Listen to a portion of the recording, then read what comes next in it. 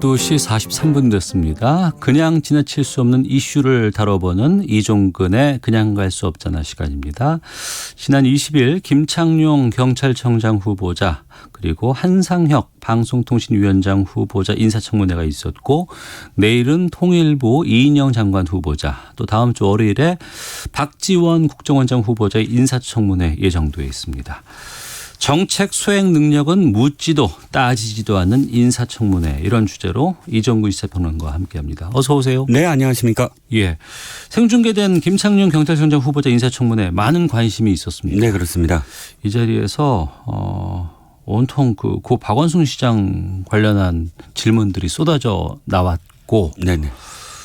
그런데 정작 경찰청장 후보자 인사청문회잖아요. 그렇습니다. 경찰청장이라는 직위도 사실 굉장히 중요한 자리잖아요. 예. 어느 나라의 국민들의 어떤 치안, 안보까지 안전까지 모든 부분을 전부 다 통제하고 또 그것을 지켜줘야 되는 자리인데 사실 그런 자리인 만큼 또 그런 자리에 걸맞는 그런 이 능력을 갖고 있느냐 이런 검증도 굉장히 중요한 부분인데 네. 거의 야당 의원들의 질문은 두 가지에 그냥 그 초점이 맞춰졌어요. 박 시장 의혹 사건과 관련해서 첫 번째는 수사를 계속 할 거냐 말 거냐.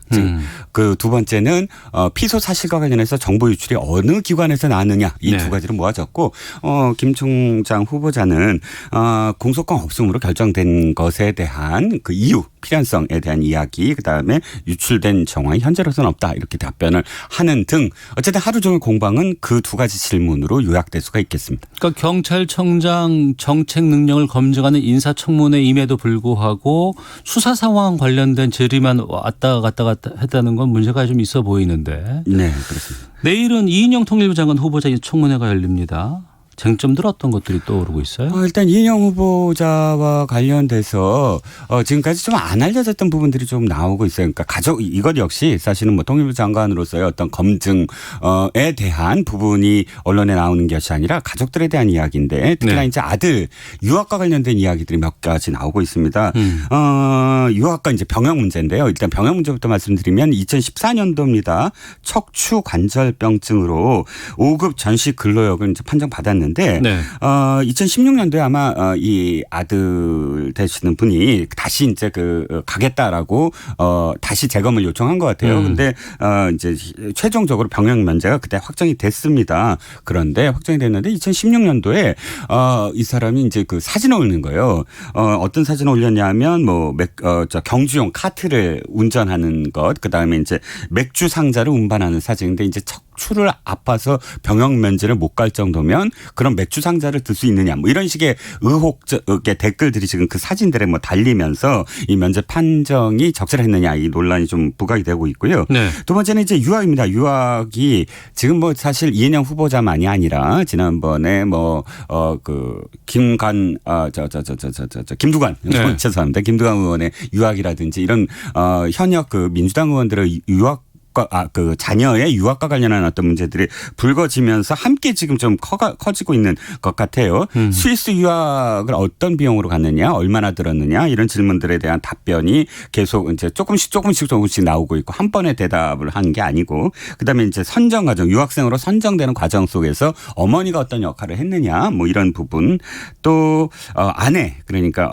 아내가 상임이사로 있는 비영리 단체가 박원순 서울시장이 재임하던 시기에 뭐 2억 원 보조금 받은 사실도 야당에서 이제 문제를 삼겠다라고 벼르고 있어서 네. 이날도 거의 대부분 가족들의 어떤 그런 뭐 도덕성 내지는 비위 의혹과 관련된 그런 그 질문이 줄을 이룰 전망입니다. 네. 다음 주 월요일 27일입니다. 박지원 국정원장 후보자 이 청문회를 야당이 벼르고 있다는 얘기가 들려요. 그러게요. 사실은 이제 개원 협상 때문에 일부 어떤 회의 본회의라든지 이런 부분들에 대해서 야당이 계속 보이콧을 해왔거든요. 들어가지 않고 있었죠. 그런데 이 청문회를 앞두고 다시 이제 상임위의 명단도 제출하고 적극적으로 이제 이 국회 활동에 임했어요. 네. 이유는 바로 청문회 에서 철저하게 검증을 하겠다. 특히나 네. 박지원 국정원장 후보자에 대한 검증을 철저하게 하겠다가 국회로 복귀한 어떤 동기 뭐 이유로 될 정도로 이날의 그 청문회는 아마 만만치 않게 지금 준비를 하고 있는 것 같습니다. 쟁점은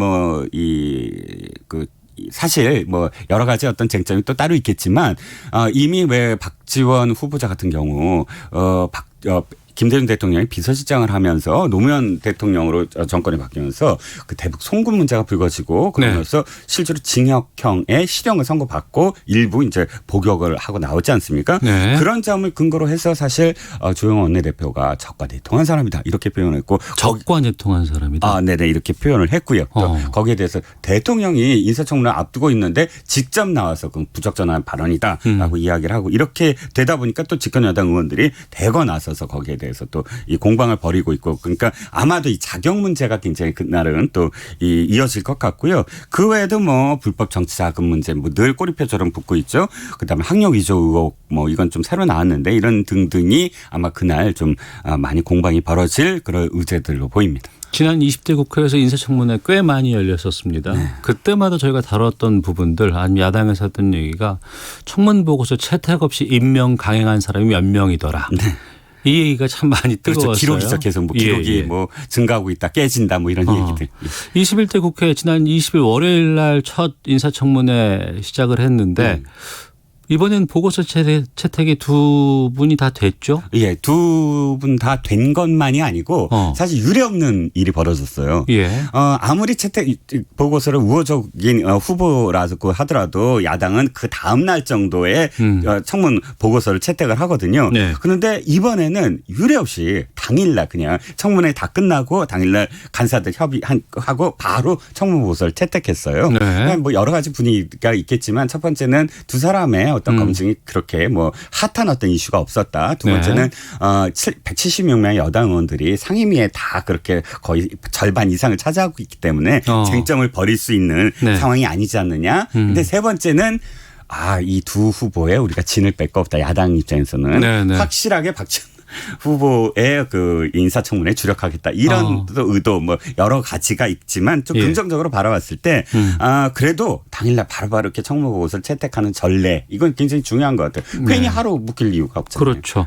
청취자 오션님께서 고위 공무원인 만큼 도덕성도 검증돼야 합니다라는 의견이 있고 또 K7730님은 이제 가족에 대한 의혹 파헤치는 청문회는 그만합시다. 국민들에게 정치 혐오만 쌓이게 합니다. 미래 비전과 역량을 검증해야죠. 라고 의견도 주셨습니다만 역대 정부 인사청문회들 좀 살펴보면 좋을 것 같은데 언제부터 시작됐는지 뭐 보고서 미채택은 어느 정도 있었는지. 네. 이건 2000년 김대중 정부에서 시작이 됐어요. 선진국은 다 인사청문회를 하는데 우리가 정치적으로 좀 늦은 게 아니냐 싶고요. 또 노무현 정부가 그것을 뒷받침했어요. 노무현 대통령이 대상자를 확대해서 장관들도 하자 해갖고 대상폭이 넓어져서 그때부터 인사청문회가 제도적으로 완전히 뿌리를 내렸는데 노무현 정부 시절부터 보면 81명 중에 보고서 미채택 또는 낙마한 사람이 6명, 이명박 정부에서는 113명 중에 27명, 박근혜 정부에서는 20명 뭐 이렇게 해서 점점 조금씩 늘어나는 어떤 추세인데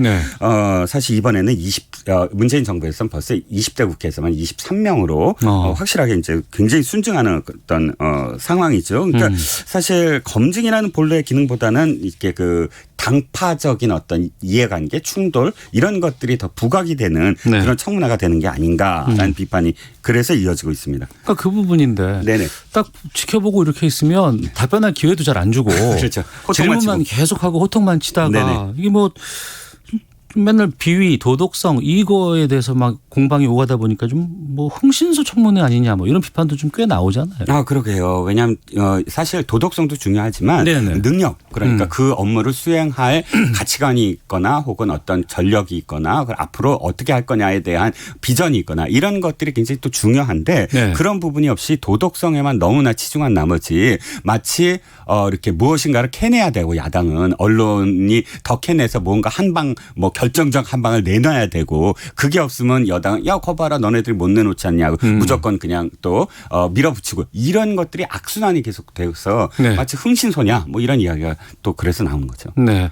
어떤 재산이라든가 여러 가지 부분들 뭐 비위라든가 이런 부분들 아니면은 또 가족과 관계된 거는 좀 비공개로 하고 정책권 검증은 좀 공개로 하고 뭐 이런 좀 방안도 있지 않을까 싶은데 개선한다면 어떤 방향이 좀 좋을 것 같아요? 저는 무조건 미국식을 무조건 따르는 건 아니지만 그래도 상당히 원용할 필요가 있다고 봅니다. 미국식은 어떤 건데요? 미군이요, 이거 분리됐습니다. 도덕성, 가족들의 문제 이런 것들이 굉장히 철저하게 검증을 하는데 네. 그것을 국회에서 검증하지 않고 공식 기관들이 검증합니다. FBI라든지 CIA, IRS라고 국세청이라든지 또는 백악관 인사국이라든지 공직자 윤리위원회 기관 이렇게 4가지 기관에서 네. 서로 중복해서 체크를 하고 또 이 기관들이 아예 가족들 항목들이 다 있어요. 그래서 네네. 60개 이상의 항목이 있어요. 이거를 아주 철저하게 비공개로 다 해버립니다. 예. 공개적으로 하는 게 아니고 그 다음에 그 자료들을 상원에 넘기면 상원은 그때부터 이 능력에 대한 검증만 딱 하면 돼요. 네네. 두 번째는 뭐냐면 기간이 없어요. 우리는 무조건 뭐 이틀에 해야 된다, 해야 된다잖아요. 하루면 끝나잖아요. 또. 대통령과 관련해서만 예를 들면 예. 350일 정도 걸려요. 거의 자격이. 1년 다 되겠네요. 장관이 보통 한 180일 걸리는 지역도 있어요. 하지만 그만큼 철저하게 검증을 하겠다는 거예요. 근데 180도는 검증만 하다가는 언제 일합니까? 그럼에도 불구하고 거기에 대해서 굉장히 이 책임질 자리에 가야 될 사람이므로 우리는 완전히 철저하게 검증하겠다는 컨센서스가 형성이 돼 있어요.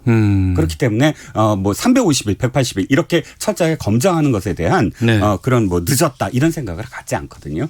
우리 좀 그렇게 분리했으면 하는 바람입니다. 그럼 법안들도 좀 올라와 있지 않을까 싶기도 한데 어떤가요? 어떤 개선 방안에 대해서. 개선 방안에 대해서는 이미 20대 국회에서도 청문회를 개선하자라는 발의가 있었는데 이미 네. 사장됐어요. 아마도 20대 국회에서는 또다시 그것과 관련된 논의가 있지 않을까 합니다. 알겠습니다. 그냥 갈 수 없잖아. 정책 수행 능력은 묻지도 따지지도 않는 인사청문회라는 주제로 이종근 평론가와 함께했습니다. 고맙습니다. 감사합니다. 예, 잠시 후 2부 아는 경찰 박원순 전 서울시장 성추행 방조 의혹 받고 있는 서울시청에 대한 내용들 좀 짚어보도록 하겠습니다. 김성환의 뉴스 소다 행정수도 이전 논란 정리해드리겠습니다. 2부에서 뵙겠습니다.